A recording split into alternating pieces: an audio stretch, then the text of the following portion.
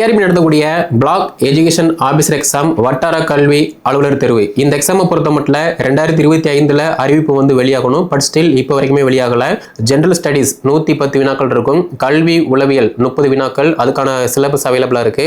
பொது அறிவு நடப்பு நிகழ்வுகள் 10 வினாக்கள், அதுக்குன்னு சிலபஸ் இருக்கு. அதை நீங்க பேஸ் பண்ணி படிக்கும் போதும் ஈஸியா டெஸ்ட் ப்ராக்டிஸ் பண்ணும்போது இந்த எக்ஸாம்ல வந்து பாஸ் பண்ண முடியும். அப்போ பிஓ எக்ஸாமை பொறுத்த மட்டும் ஃபர்ஸ்ட் நீங்க எக்ஸாம் அட்டெம்ப்ட் கொடுக்குற மாதிரி இருக்கும். அதுல நீங்க நல்ல மார்க் எடுத்தீங்கன்னா அடுத்த கட்டமா வந்து சிவி, அடுத்த கட்டமா வந்து நியமன ஆணை கொடுத்து ஒரு மாவட்டத்துல ஒரு வட்டத்துல உங்களையுமே வந்து ஒரு வட்டார கல்வி அலுவலரா வந்து பணியில் அமர்த்துவாங்க. ஓகே, ஸோ இந்த பிஓ எக்ஸாமுக்கு பொறுத்த மட்டும் தமிழ் தகுதி தேர்வு, ஜெனரல் ஸ்டடீஸ் தகுதி தேர்வு பொறுத்த மட்டும் ஜஸ்ட் நீங்க எலிஜிபிள் ஆனா மட்டும் போதும்.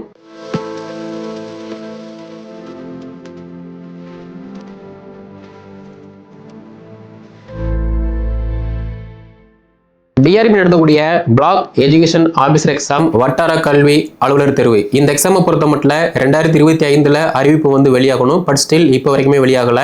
பட் இருந்தாலுமே இந்த 2026 பார்த்தீங்கன்னா லேட்டஸ்டான ஆனுவல் பிளானர் வந்து பப்ளிஷ் பண்ணுவாங்க. அதுல இந்த பிஓ எக்ஸாம் கன்ஃபார்ம் வந்து அப்டேட் ஆகும். அப்படி இருக்கும்போது உங்களுடைய கல்வி தொகுதி ஏதாவது ஒரு டிகிரி பிஎட் இருக்குன்னா நீங்க தாராளமா இந்த எக்ஸாமுக்கு, அதாவது பிஓ எக்ஸாமுக்கு வந்து அட்டெம்ப்ட் கொடுக்க முடியும். ஓகே, அப்போ இந்த பிஓ எக்ஸாமுக்கு எப்படி படிச்சோம்னா 150க்கு 125 115 மார்க் எடுத்து ஜாப் வந்து வாங்கலாம் அப்படின்னு டீடைலா வந்து பார்க்க போறோம். சோ பிஓ எக்ஸாமுக்கு நீங்க ப்ரிப்பரேஷன் பண்றீங்க அப்படின்னா ஃபர்ஸ்ட் நீங்க சிலபஸை பாருங்க. சிலபஸை பொறுத்த மட்டும் உங்களுக்கு ஜெனரல் ஸ்டடீஸ் 110 வினாக்கள் இருக்கும். கல்வி உளவியல் 30 வினாக்கள், அதுக்கான சிலபஸ் அவைலபிளா இருக்கு. பொது அறிவு நடப்பு நிகழ்வுகள் 10 வினாக்கள், அதுக்குன்னு சிலபஸ் இருக்கு. அதை நீங்க பேஸ் பண்ணி படிக்கும் போதும் ஈஸியா டெஸ்ட் ப்ராக்டிஸ் பண்ணும்போது இந்த எக்ஸாம்ல வந்து பாஸ் பண்ண முடியும். அப்போ ஃபர்ஸ்ட் நீங்க சிலபஸ் பார்க்கணும். சிலபஸை பார்த்துட்டீங்க அப்படின்னா ரெண்டாவது previous year question. Previous year question பார்க்கும்போது மட்டும்தான் தமிழ்ல இருந்து எப்படி வினாக்கள் கேட்காங்க, English, maths, botany, zoology, polity, economic, அதே மாதிரி ஜியோகிராபி, ஐஎன்எம், ஹிஸ்டரி, இந்த மாதிரி டாபிக்ல இருந்து எப்படி வினாக்கள் கேட்டிருக்காங்க அப்படிங்கிற மாதிரி உங்களுக்கு ஒரு அண்டர்ஸ்டாண்டிங் கிடைக்கும். அது மட்டும் இல்லாம சைக்காலஜில எப்படி வினாக்கள் கேட்டிருக்காங்க அதை பத்தியுமே வந்து ஒரு ஐடியா கிடைக்கும். அடுத்து மூணாவது பாத்தீங்க அப்படின்னா இந்த எக்ஸாமை பொறுத்த மட்டும் ஒரு டிகிரி லெவல் எக்ஸாம். அப்படி இருக்கும்போது பேசிக் என்ன அப்டேட்டோ ஸ்கூல் புக்கை பேஸ் பண்ணி நீங்க படிக்கணும். இது வந்து பேசிக். ரெண்டாவதா பாத்தீங்க அப்படின்னா சிலபஸை பேஸ் பண்ணி யூஜி அண்ட் ரெஃபரன்ஸ், நீங்க யூஜி டாபிக் படிக்கணும். அதே மாதிரி இப்போ கரண்ட்ல என்ன டேட்டா இருக்கு அதுக்கு தகுந்த மாதிரி நீங்க ரெஃபரன்ஸ் புக் பாக்கீங்க அப்படின்னா ஈஸியா வந்து சிலபஸை வந்து கம்ப்ளீட் பண்ண முடியும். ஓகே ஃபைன், நீங்க படிச்சிட்டீங்க, சிலபஸ் பார்த்தாச்சு, ப்ரீவியஸ் இயர் கொஸ்டின் பார்த்தாச்சு, பேசிக்கான அப்டேட் பார்த்தாச்சு, degree level and reference book பார்த்தாச்சு. அடுத்து என்ன பண்ணணும் அப்படின்னா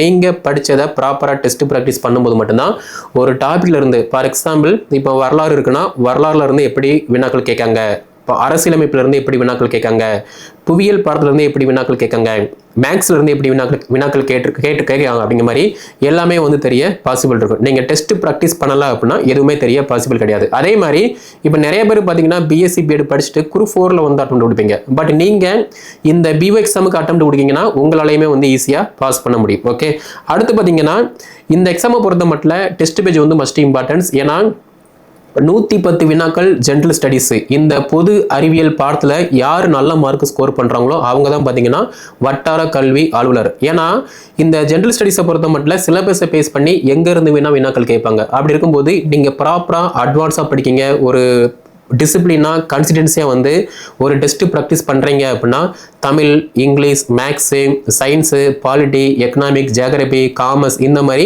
எல்லாத்துலேயுமே இருந்து எப்படி வினாக்கள் கேட்கப்படுது அப்படின்னு ஒரு அப்சர்வேஷன் வந்து உங்களுக்கு கிடைக்க பாசிபிள் இருக்கு. ஓகேவா? ஸோ டெஸ்ட் பேஜ் வந்து மஸ்ட் இம்பார்ட்டன்ஸ். அதே மாதிரி OMR சீட்ல வந்து டெஸ்ட் ப்ராக்டிஸ் பண்ணுங்க. ஏன்னா நிறைய பேர் வந்து குரூப் 4 அட்டெம்ப்ட் கொடுத்துருப்பீங்க, குரூப் 2, குரூப் 1, அதே மாதிரி PO exam, PGTRB exam, maybe already previous இயர்ல வந்து அட்டெம்ப்ட் கொடுத்துருக்கலாம். பட் இருந்தாலுமே உங்களுக்கு ஒரு சில டாபிக் வந்து தெரிஞ்சா கூட அதை வரக்கூடிய எக்ஸாம்ல ரிவிஷன் பண்ணிட்டு ரீட் பண்ணிட்டு ஒரு ப்ராப்பர் டெஸ்ட் ப்ராக்டிஸ் பண்றீங்க அப்படின்னா நீங்க படிச்சது ஒன்ஸ் ரிவைஸ் பண்ற மாதிரி இருக்கும். அந்த டாபிக்ல நீங்க ஸ்ட்ராங்கா இருக்கிற மாதிரி இருக்கும். ஓகே, ஸோ பிஓ எக்ஸாமை பொறுத்த மட்டும் ஃபர்ஸ்ட் நீங்க எக்ஸாம் அட்டெம்ப்ட் கொடுக்குற மாதிரி இருக்கும். அதுல நீங்க நல்ல மார்க் எடுத்தீங்கன்னா அடுத்த கட்டமா வந்து சிவி, அடுத்த கட்டமா வந்து நியமன ஆணை கொடுத்து ஒரு மாவட்டத்துல ஒரு வட்டத்துல உங்களையுமே வந்து ஒரு வட்டார கல்வி அலுவலரா வந்து பணியில் அமர்த்துவாங்க. ஓகே, ஸோ இந்த பிஓ எக்ஸாமுக்கு பொறுத்த மட்டும் தமிழ் தகுதி தேர்வு, ஜெனரல் ஸ்டடீஸ் தகுதி தேர்வை பொறுத்த மட்டும் ஜஸ்ட் நீங்க எலிஜிபிள் ஆனா மட்டும் போதும்.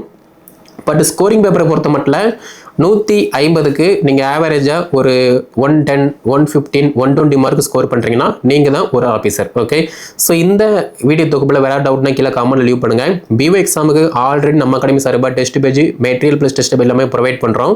கீழே டிஸ்கிரிப்ஷனில் வாட்ஸ்அப் நம்பருக்கான நம்பர் கொடுத்துருக்கேன். அதை கான்டாக்ட் பண்ணி என்ன டீட்டெயில் கேட்டு படிக்க ஸ்டார்ட் பண்ணுங்கள். இந்த வீடியோ தொகுப்பை ஏதாவது ஒரு degree plus UG plus BEd படிச்சிருக்காங்கன்னா, இன்டகிரேட் பிஎட் படிச்சிருக்காங்கன்னா அவங்களுக்கு ஷேர் பண்ணுங்கள்.